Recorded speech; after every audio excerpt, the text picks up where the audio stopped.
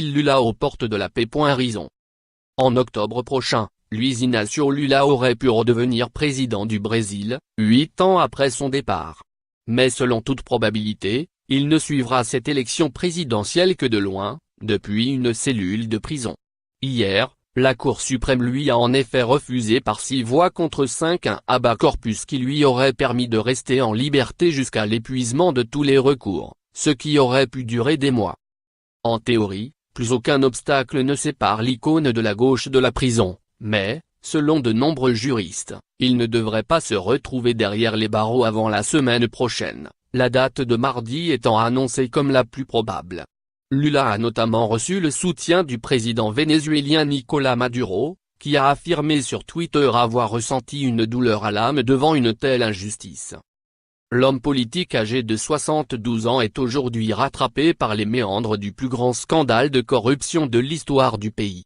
En juillet, son ennemi intime, le juge anticorruption Sergio Moro, l'a condamné à 9 ans et demi de prison pour avoir obtenu un triplex en bord de mer d'une entreprise de bâtiment en échange de contrats publics. Une peine alourdie à 12 ans et 1 mois en appel à la mi-janvier. Lire aussi, Brésil, peine confirmée et alourdie pour l'ancien président Lula. Malgré ce scandale, le président aux 2 mandats, 2003-2010, reste perçu comme près du peuple et dispose encore d'un réservoir de voix considérable, notamment dans les régions pauvres du Nord-Est, dont il est originaire. Issu d'une famille d'agriculteurs pauvres de 8 enfants, Lula a commencé à travailler à 14 ans, avant d'entrer au syndicat des métallurgistes et d'en devenir président à 30 ans. Il conduit les grandes grèves de la fin des années 1970, en pleine dictature militaire, 1964-1985.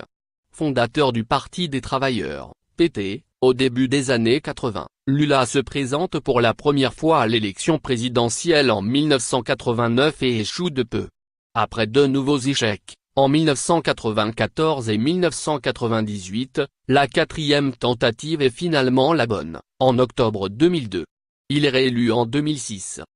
Sa tentative de retour aux affaires en tant que ministre de sa dauphine, Dilma Rousseff, en mars 2016 avait été un échec qu'il avait mal vécu, tout comme la destitution de celle-ci pour maquillage des comptes publics en août de la même année.